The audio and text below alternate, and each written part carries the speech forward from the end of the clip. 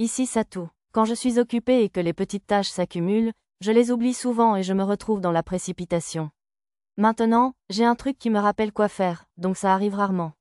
Désolée pour le retard. Je me suis excusée auprès de mes amis tandis qu'ils me serraient tous dans leurs bras. En vérifiant comment ils allaient, j'ai remarqué que de plus en plus de démons de haut rang apparaissaient, et j'étais prise de panique. Dans la précipitation pour déclencher le barrage de laser réfléchissant, une partie de la forêt, prise entre deux feux avec les démons de haut rang, a été réduite en cendres. Tout va bien de votre côté? Je suppose. Les aventuriers qui avaient combattu les morts-vivants plus tôt ont mis un certain temps à battre en retraite, ce qui m'a retardé. Les Taurus n'ont pas déguerpi, donc tout va bien, au moins. Vous les avez tous éliminés? Non, je ne voulais pas gêner la progression de tout le monde, alors j'ai bloqué la porte avec mur et je les ai empêchés de sortir. J'ai veillé à ce que les Taurus ne puissent pas sortir aussi facilement en bloquant la porte avec un épais mur de 25 mètres, puis j'ai utilisé de l'argile dure pour la renforcer encore. S'ils réussissaient encore, il ne nous resterait plus qu'à éliminer leur chef, le général et les seigneurs. On pourrait gagner du temps jusqu'à l'apparition du prochain chef, et un Taurus sans chef était une bonne cible de chasse. On dirait que vous avez eu du mal ici. Je les écoutais me raconter leur combat contre le démon de haut rang pendant que je leur transférais du mana grâce à transfert de mana. Arisa et Mia avaient augmenté leur PM récemment, alors à mi-chemin, j'ai dû recharger mon propre mana avec une batterie. Ça me rappelle quelque chose. Maître, pourriez-vous chercher Fenrir? Je doute que vous l'ayez pris entre deux feux.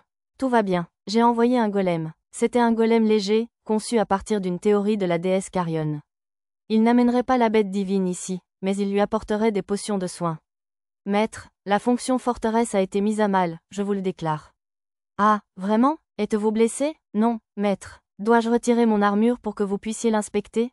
Je vous le demande. Non, Nana, sans vergogne. Peut-être parce que j'ai rapidement touché le corps de Nana par-dessus son armure, les deux membres du mur de fer ont eu des réflexes extraordinaires.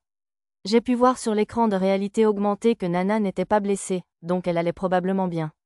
Ça a dû être difficile sans forteresse, non? Non, maître. On a pu se remettre avec château. Je suis content, mais je pense que si la fonction forteresse a été endommagée, c'est parce que la fonction château a été intégrée. Bien que j'ai mené plusieurs tests opérationnels pour repousser ces limites, ce n'est pas une excuse. Nous devons améliorer encore les circuits de sécurité. Maître, la bataille de la cité fortifiée est-elle terminée? On dirait bien. Oh, regardez, mademoiselle Tia est là. J'ai consulté ma carte pendant qu'Arisa parlait, et effectivement, un panneau au nom de mademoiselle Tia se dirigeait vers nous. J'ai pris l'apparence de l'héroïne Nanashi en attendant son arrivée. Maître, elle est en mode grande sorcière. Elle portait une robe décorée et tenait un bâton, et son chapeau était si grand qu'il lui couvrait les yeux et le visage. Est-ce votre magie qui a vaincu le démon de haut rang? Oui, grande sorcière Arcasia. Tia a tenté de baisser la voix, alors j'ai fait de même. Véritable héroïne, je vous remercie de votre aide. Nous organiserons un festin pour célébrer cela. Merci, mais je dois aller quelque part. S'il vous plaît, organisez le festin pour les autres aventuriers. Je vois, dans ce cas, je ne vous en empêcherai pas. Mais, s'il vous plaît, prenez ceci. Madame Tia me tendit une amulette. Elle était gravée de runes et brillait d'or. Qu'est-ce que c'est? C'est un talisman de guérison. Ceux qui possèdent une grande magie devraient l'apprécier. Êtes-vous sûr que je peux l'avoir? S'il vous plaît, un tel objet ne me sert à rien, moi qui suis en harmonie avec la source. Dans ce cas, merci. J'acceptai l'amulette et la montrai à mes amis grâce à main magique, tout en m'élevant à mon tour. Bon, je m'en vais. Je fis signe à Madame Tia, puis j'utilisai retour et quittai les lieux. Monsieur Satou, je finis de me changer et ramenai Fen gémissant, maintenant aussi petit qu'un chiot, à Arcasia. Roro et les enfants hamsters m'ont accueilli avec enthousiasme à mon retour. Je suis de retour, Roro. Je suis content que Lulu et les autres soient tous sains et saufs. Mes amis ont également salué Roro et les enfants hamsters à leur retour. Oh, et qui est-ce? Il est sous notre garde, je le déclare. Nana a parlé tandis que Roro jetait un coup d'œil furtif au petit louveteau dans ses bras. On l'a trouvé dans la forêt. On a décidé de s'occuper de lui jusqu'à ce qu'il aille mieux. Dans ce cas, moi aussi, a déclaré Roro avec empressement, presque l'interrompant. C'est bien, mais tu aimes les loups ou les chiens? Pas vraiment, mais, quand j'étais enfant, j'aidais un enfant comme lui dans la forêt.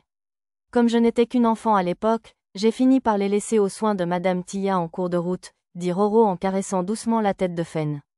Les enfants hamsters étaient soit jaloux, soit en manque d'attention, car ils se rassemblèrent tous autour des jambes de Roro et lui collèrent le bout du nez.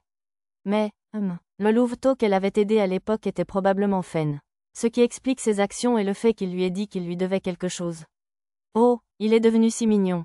Madame Tia, redevenue élève, apparut soudain de nulle part. Elle jeta un coup d'œil furtif à Fen et marmonna pour elle-même. Madame Tia, salut Roro. Je suis soulagée que toi et les petits alliez bien. Madame Tia s'adressa à Roro, puis nous lança un regard. Ce soir, on fête ceux qui ont défendu la ville, alors tu devrais venir. Je suis sûre que vous devriez tous pouvoir venir. Pas vrai? Comme je le pensais, elle a découvert qui nous étions vraiment. Enfin, tant mieux. Nous avons aussi découvert sa véritable identité, alors je doute qu'elle aille répandre la nouvelle. J'adorerais me joindre à Roro et aux autres. Bien, je vais vous préparer une table près de la salle principale. Madame Tia a répondu d'un hochement de tête. Tout, le voilà de nouveau, ce rire de méchante. C'était Lady Kerry et son assistante, Tomali Tolul.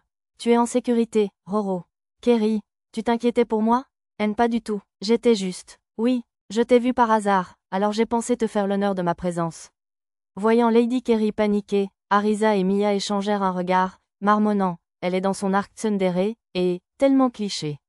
Malgré les difficultés, le concours est toujours valable. Le premier à avoir rassemblé les deux matériaux est le gagnant. Dame Kerry s'efforçait de dissimuler sa gêne en criant et en pointant Roro du doigt. Un concours? Oui, le concours que nous avons organisé pour voir qui rassemblerait en premier les matériaux demandés par la grande sorcière. Madame Tia pencha la tête, perplexe, et Roro expliqua. Il n'y avait pas 3 objets? On avait déjà les champignons parasites, alors on a organisé un concours pour obtenir les 2 objets restants. J'ai déjà mis la main sur le lys souterrain, et il ne restait que la langue de grenouille écraseuse. Je regardais Arisa. Elle affichait un large sourire en sortant les langues de la boîte à objets. Oui, on les a. Quoi? Impossible, c'est juste une illusion. Eh bien, les trucs contre les morts vivants, c'était hier, alors ce serait surprenant de voir qu'on a récupéré les objets malgré tout ça. Hein? C'est du vrai. Tu as vraiment les champignons parasites aussi? Oui, tiens. Arisa sortit les champignons parasites de son entrepôt. Waouh, ils en ont vraiment. Merci, je peux fabriquer un objet très important avec ça. Madame Tia sauta de joie, tenant les 3 objets dans ses bras. D'accord, je prends ça. Je te donnerai ta récompense au magasin plus tard. Madame Tia prit la parole avant de sortir joyeusement du magasin, accompagnée de ceux qui l'accompagnaient. Ça veut dire que le repos du héros a gagné la compétition. Oh oh oh Madame, reconnaissons cette perte et utilisons-la pour alimenter notre vengeance la prochaine fois. Tomali Tolul raccompagna une dame Kerry très pâle et épuisée chez elle. Bon, on ferait mieux de filer aussi. J'ai parlé tandis que nous retournions au repos des héros. Roro, tu vas bien? Salut Roro. Content de voir que tu n'es pas blessé. Content de voir que tu vas bien. Un groupe d'habitués attendait devant le repos des héros, venus voir comment allait Roro.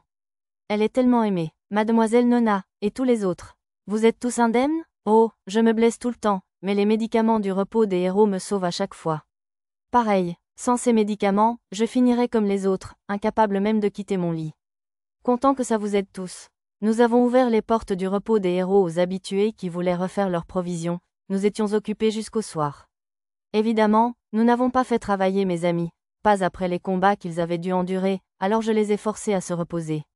D'accord, Roro. À plus tard, au festin. À bientôt, Madame Nona. Merci pour votre aide. Madame Nona vit à quel point Roro était occupée et proposa son aide. Une fois le magasin fermé, commençons les préparatifs du festin. Les préparatifs? Oh, d'accord. Il faut qu'on offre quelque chose aux aventuriers qui ont fait de leur mieux pour protéger Arcacia. Roro remonta ses manches, ce qui était mignon. Mais elle était un peu offensée. Non, pas ça. Je veux dire, il faut qu'on s'habille. Arisa passa la tête par une porte et regarda à l'intérieur du magasin. Mais, je n'ai rien de joli à me mettre. Ce n'est pas grave, Roro. Je vais vous prêter quelques-uns de mes vêtements. Madame Lulu? Lulu avait l'air de s'amuser en attrapant Roro par les épaules et en l'entraînant plus profondément dans le magasin. Il est temps que les larves s'habillent aussi, je le déclare. Nana ramassa les enfants hamsters qui roulaient dans tous les sens et les emmena avec elle. J'étais un peu inquiet pour eux, mais Mia était avec eux, alors je me suis dit que tout irait bien. Tu as pu te reposer? Oui, j'ai bu une boisson nutritive et dormi, donc je vais bien maintenant. J'ai dit à Arisa et aux autres de se préparer pour le festin pendant que je m'occupais de fermer la boutique. Maître, il y a un problème, monsieur. Pochi sortit précipitamment du magasin, paniqué. Pas bien, pas bien. Tama était avec elle. Qu'est-ce qui ne va pas? Monsieur œuf ne va pas bien, monsieur. Elle faisait référence à l'œuf de dragon blanc qui rebondissait sur le ventre de Pochi. Pochi attrapa l'œuf, qui avait explosé de son sac, avec une force incroyable, des 2 mains et de la poitrine, comme au ballon prisonnier. Il s'est mis à agir comme ça d'un coup, monsieur. Tout va bien, monsieur. Il n'y a rien d'effrayant, monsieur. Pochi commença à parler à l'œuf. Il y a une fissure? Oh non, monsieur, il va se briser comme ça, monsieur. Pochi et Tama étaient tous les deux paniqués. Attendez une minute, il n'est pas en train d'éclore? En train de s'éclore? Qu'est-ce que c'est, monsieur? C'est quand l'œuf se brise et qu'un bébé en sort. Mes mots semblèrent choquer Pochi et Tama, leurs oreilles et leur queue se redressèrent sous le choc. Un bébé sort, monsieur? Oh, super! Les fissures s'agrandirent. Finalement, une partie de l'œuf s'ouvrit, et on put voir un museau en forme de bec. On y est presque, monsieur. Continuez, monsieur. Iifu, monsieur. Continuez. Tama et Pochi acclamèrent l'œuf. Même avec le croc de dragon qui transperce tout, il ne peut probablement pas être utilisé efficacement sous cet angle. LYQRYQ. Ça a fait du bruit. Ça fait, Liu, trop mignon. L'espace d'une seconde, j'ai vu une lumière rouge à l'intérieur de l'œuf. Ce n'est pas bon signe. J'ai pris Pochi, Tama et l'œuf, et nous avons téléporté hors d'Arcacia. Miaou, chaud, monsieur. J'ai pris l'œuf des mains de Pochi, car il semblait assez chaud pour provoquer des brûlures, et je l'ai fait flotter dans les airs avec main psychique. Même après avoir été touché par le souffle du dragon, l'œuf ne présentait aucun signe de brûlure. Le bébé dragon a renoncé à briser l'œuf avec son souffle, préférant briser la coquille avec son nez. Je me suis dit que le dragon pare les aiderait peut-être à percer l'œuf, alors j'ai essayé de l'aider à l'ouvrir. Mince, c'est dur. Utiliser ma seule force n'était pas très efficace, alors je l'ai brisé avec une épée courte en griffe de dragon. Craignant que le dragon ne s'imprègne de moi, comme un oisillon, je me suis caché sous une cape d'invisibilité. LYQRYQ. MF est là. C'était un véritable dragon blanc. Félicitations, joyeux anniversaire, monsieur. LYQRYQ. Le bébé dragon battait des ailes en faisant du bruit, face à Pochi. On aurait dit qu'il ne pouvait pas encore voler. Pochi, pourquoi ne lui donnez-vous pas un nom? Oui, monsieur, il s'appellera LYQRYQ. Liu, monsieur. Au moment où Pochi lui donnait un nom, Pochi et le bébé dragon furent tous deux enveloppés d'une lumière blanche. Il y avait une chance qu'une sorte de lien magique se soit formé. LYQRYQRYQ. Dans le ciel clair, le cri du bébé dragon et les acclamations de Pochi et des autres résonnaient au loin.